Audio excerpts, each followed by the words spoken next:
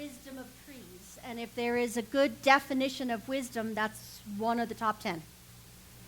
Stopping and asking yourself, what would love do now? Because what love would do, love for us is another word for God, yes? So what would the highest part and the best part of ourselves, what would our better angels guide us into doing? No matter what the situation is. Another definition for wisdom is the quality or state of being wise. Now, I was taught by the nuns that you can't put the word you're defining in the definition. So, I'm just saying. Knowledge of what is true or right, coupled with just judgment as to action. So, wisdom is a sense of what is true, as well as knowing how to live it out in the world. You know, it's not enough, apparently, to just buy every self-help book on the planet. You have to read them. I had a gym membership for a couple of years. It wasn't working for me, so I went in and spoke to them about it.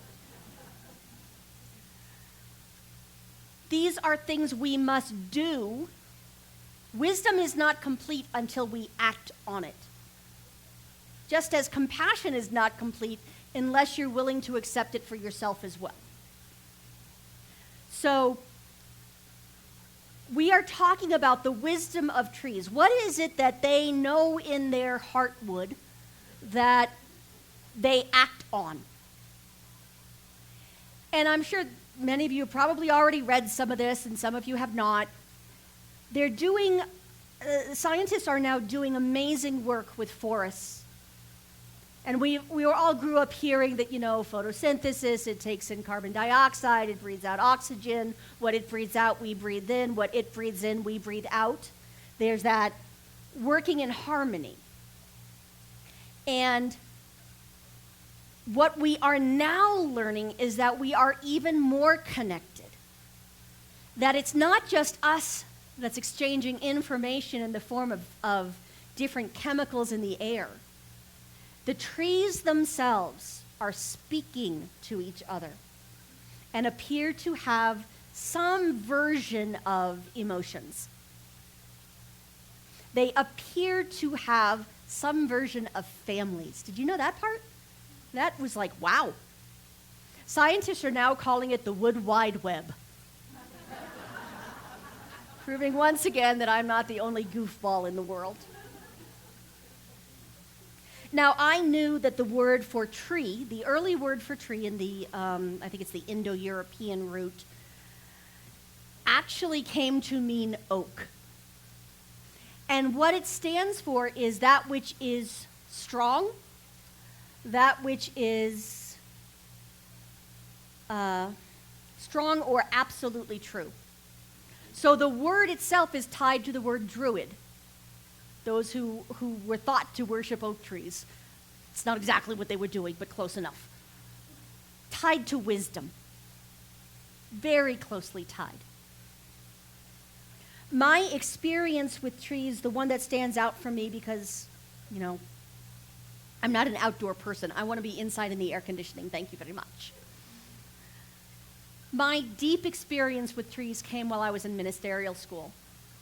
And we went to a place called Casa de Maria, which is just south of Santa Barbara.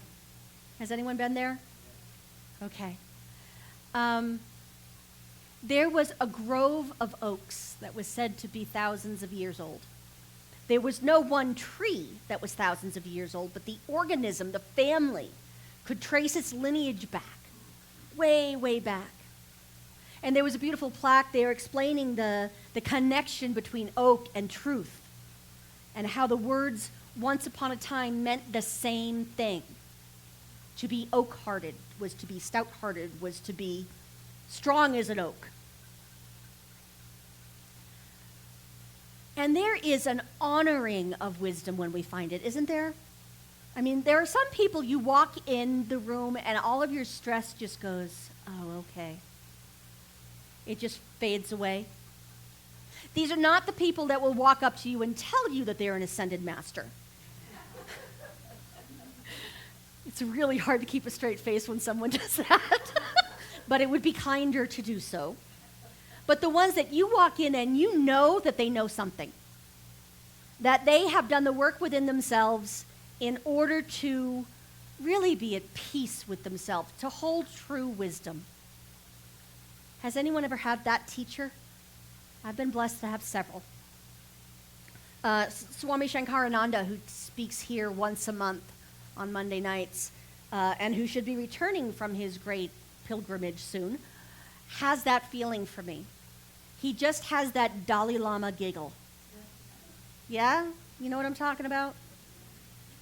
The one time I saw the Dalai Lama in person, me and 5,000 of my closest friends, they were having trouble getting through the ceremony because His Holiness kept playing with the kids that were off on the side. He's over there waving and giggling and making faces at them, and he's like, oh, gotta go be holy. We talk about not taking ourselves too seriously. Ernest Holmes, who is the founder of our movement of religious science, said that he doesn't take himself at all seriously, but the teaching itself is fundamental, and that he will not joke about, or would not joke about since he passed away. So as we talk about this grove of trees, that's where I feel like I'm standing right now, is in that grove of trees. Which is interesting because, see, there were some fires in that area about a year ago. And after the fires, there was some rain. And so the retreat itself is closed because they lost about half their buildings. They fully intend to open up again. That's great. It won't be exactly the same trees, but I'm willing to bet the grove itself is still there. The grove as a whole survived. I wasn't able to get anyone to call me back and tell me that, but I'm knowing it. And so that is how we do a test for truth. Wisdom is made up of those principles that no matter what is changing around us, we can return to over and over and over and know exactly what to do. So love is a principle. Truth is a principle, those things that we sometimes call the qualities of God. Wisdom relies on those principles to be unchanging. The divine being is unchanging. The way it moves out into form, the way God shows up here, changes. It just does. Spirit takes on form, and then spirit abandons form to take on new form. And sometimes that word abandon feels very, very apt. It's like, no, wait, I wasn't done with that form. I liked my 16-year-old metabolism. I could eat anything, and I did. But time goes on. Things change. So trees know to take care of each other. Trees have been having this beautiful culture and wisdom all this time, and we didn't know it. Because of something that we're only coming to learn now. And a little bit of a tangent. I'm actually announcing this one. As I was getting ready this morning, this came to me. In the shower, where all of my best talks get written but not written down. And what I got was that the psychologist Carl Jung said that we need to learn night language. In the world of day, we can point to things. We have a firm grasp of what is because our senses can interact with it. That is like the color white. All light is there. All different colors are there. And yet, darkness, the night language, is all symbolic. And so what the symbol means to me is not what it means to you. Carl Jung worked a lot with dreams and symbols and the deep stuff that is ineffable. And so I got very clearly in my shower that I was to explain all of this to you, so I turned off the water and got out. Because I don't know how to say the things that there are no words for. What helps me is knowing, in the words of my teacher, Reverend Dr. Alice Bandy, is that no matter what I'm saying to you guys, right now there's a soul conversation going on underneath all of it. Our souls are communicating just like the trees do. Our souls are coming here, and maybe you're experiencing it as, wow, this place is not so bad. Maybe they're not as crazy as I've always been told they are. And proud of it. Maybe it's a sense of just hope. If you walked in here feeling like there was no place where people would get your particular flavor of crazy, maybe that's how the soul is speaking to you today. Maybe it's a sense of something that's already been said or something that will be said. Maybe it was the lighting of the candles. Something in your soul adjusted and aligned and went click. That is the soul conversation that trees are having all the time. What we're finding now is, and I thought this was fascinating, in Leipzig University, the German Center for Integrative Biodiversity Research, shows that trees know the taste of deer saliva.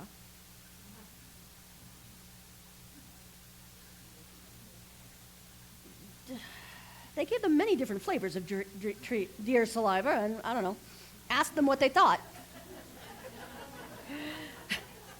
To quote, it says, when a deer is biting a branch, the tree brings defending chemicals to make the leaves taste bad. If, however, someone breaks a branch, the tree can tell the difference, and it sends different chemicals to heal the branch. In acacia trees in Africa often get eaten by giraffes. And so what they do is they release a pheromone, a scent, a chemical that creates a scent on the wind that warns other trees to create more tannins. So that, and if you eat enough of those, it will kill you. It has been known to actually kill some of the dumber giraffes who kept eating the icky food. So, all things being connected, giraffes have learned to eat according to where the wind is blowing. Oh my God! And they know how far to go so that the pheromones will have dispersed and not warn the next tree. That tree is outside of the can you hear me now range. There is wisdom going on at a deep, deep level, and just because we cannot see it, just because we cannot touch it now, because I can't explain exactly what the chemicals were. I could, but I can't pronounce them. I tried. Just because we can't touch it and explain it in a rational, logical way does not mean it's not happening. And that, ladies and gentlemen, is the wisdom of trees. It's what's going on underground that we can't see. That is really where the richness is. That is really where the life is happening. We celebrate the way trees reach up to the sky. But those really tall trees, if they didn't have a root system that was just as huge, they would not stand. They just tip over at the first giraffe or whatever. Wind. From the book that we're reading this month by some dude we like, there's a quote by someone named Satish Kumar. And it says, "We are urged by the Gita to live in harmony with the natural world, soil. We are also guided to live in harmony with ourselves, with soul. As we are at war with nature, we are also at war with ourselves.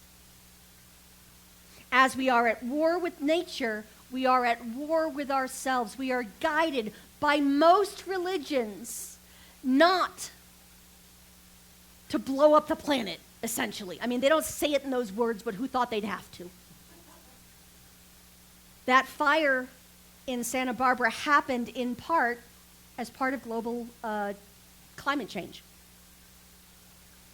We can expect more fires. Everybody's talking about the Amazon. Did you notice that as everybody was talking about the Amazon and we were at a Silomar, suddenly it started to rain? To me, that is a direct result of that soul conversation calling for prayer. In Africa, there are fires that are even bigger. We're not talking about them, but they're there. And so as we go inside and listen to that niggling voice that's within us, that still small voice, as we are willing to go down to the root of our issues, we make it possible for the world above ground to live in harmony. We must live in harmony with it. When I was at Asilomar, which is a conference retreat type center last week, 2 weeks ago now, the class I taught was called Shadow Work. The shadow is that part of ourselves that exists underground. It's the roots of who we are. And we try not to see it, or we try not to let anybody else see it, because normally what we think is that it's not socially acceptable, or that it's the worst part of us.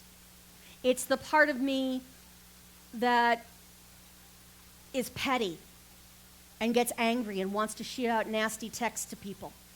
It's the part of me that loses faith when something goes a little hinky and I have to stop and return to trust. That's part of our shadow. You know, the part of our shadow we don't talk about is the part of us that has heroes. And that thing we adore about our heroes, that's part of our shadow too. We pretend we don't have that. Because see, if Mother Teresa were here right now, first of all, that would be interesting since she has passed on. I would not be standing up here. I would be sitting down and asking her to speak, right? And you would all encourage me to do that. Probably. I mean, I know you love me, but really? Because we think she would be the one, that the Dalai Lama would be the one, that the Christ would be the one, that the Krishna would be the one, that the Buddha would be the one with some wisdom to share.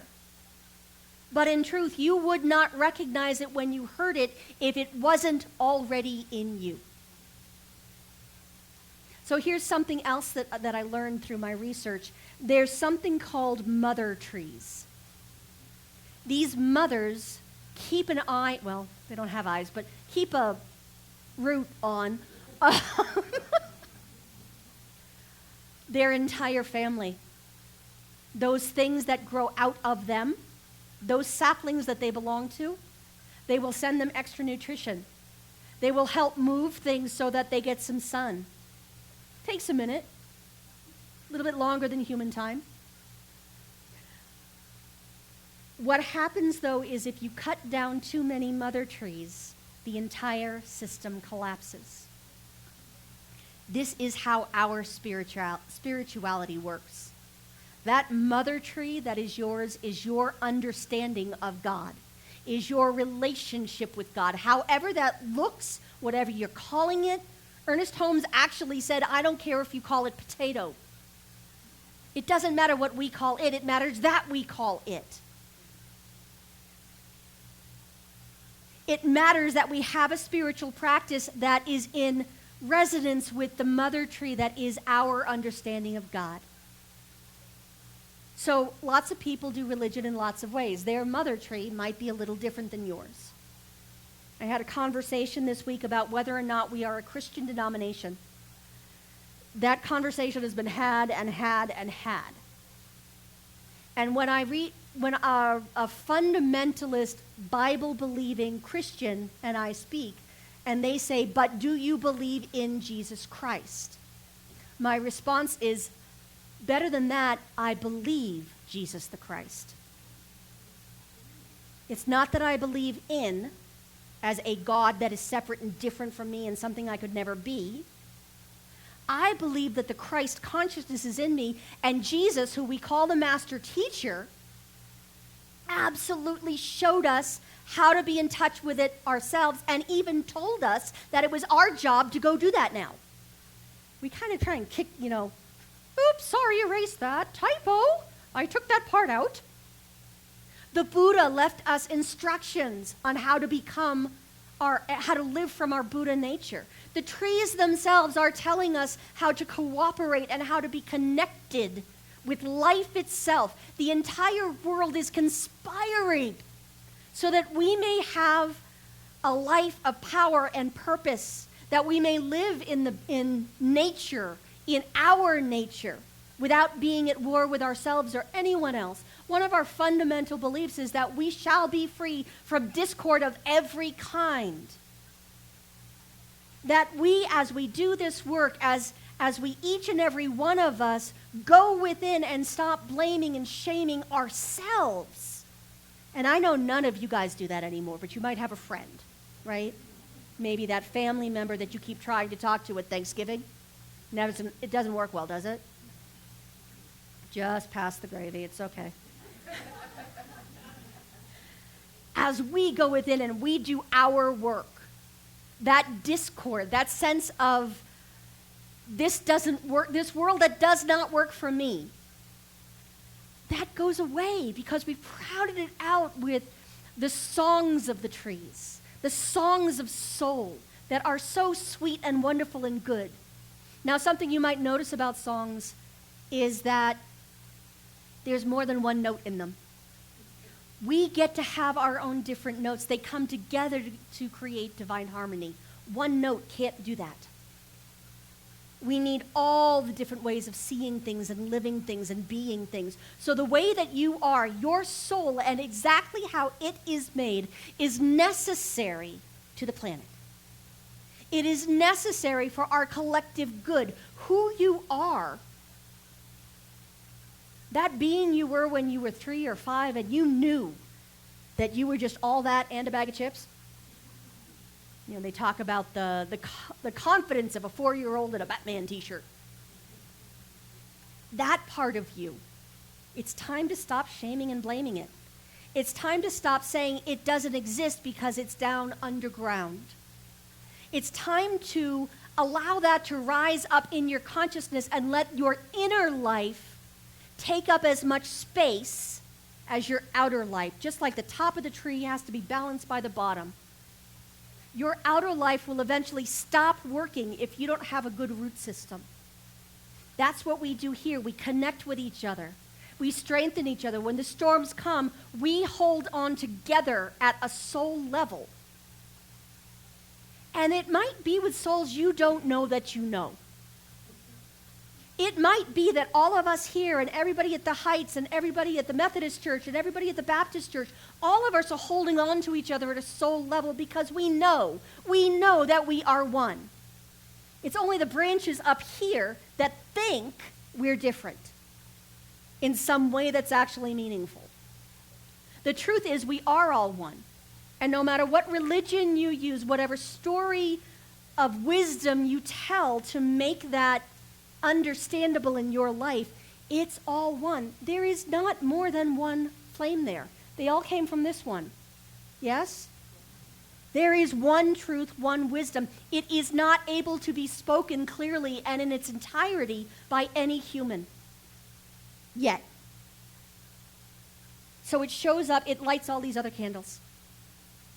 Just as if you go to a practitioner, they can use their light to light your candle when it's sputtering. Just as when we go to our spiritual practices, that energy of life can come up through each of us in order to create a healthier plant and planet. It is that oneness that the wisdom of trees have been whispering about, and so it's time for us to speak it out loud in what we call prayer. And so I pray from here because my roots are as deep as yours and they touch yours and they're all one. And so we come together in the name of love in what we call affirmative mind treatment. So if you're comfortable closing your eyes, go ahead. Mine are closed, so I won't know if you're making faces at me. And just take these words into yourself as they feel appropriate. As Reverend Dr. Ken Gordon says, I believe in God and absolutely nothing else. There is one life, one power, one presence. It is the divine. And it is the life flowing in me right now. It is the intelligence that heals a cut and that keeps the winds blowing and that intelligence, that wisdom is what is being whispered between the trees through their root system. It's being spoken of by dolphins and whales in their own language. It is what all of us share. That energy of life itself is one life, and it is perfect, missing nothing. And because I stand witness to this on behalf of all of us, what I know is that that oneness rises up and must be seen within the world. It takes form, and it takes on powerful consciousness as a thing in the world. And so I declare peace. I declare plenty of food, plenty of rain, plenty of good, plenty of power to raise all of us up into a healthier ecosystem that includes body, mind, soul, all beings, all creatures, all of us. It is this blessing I claim today, this absolute truth that has been there since the beginning of time and before that, this absolute truth of the life that lives within us. I declare that and stand witness to that, and that is what moves it into being at the physical level. There is no push, there is no rush, there is no effort in this. There's just a witnessing of truth and allowing it to come through.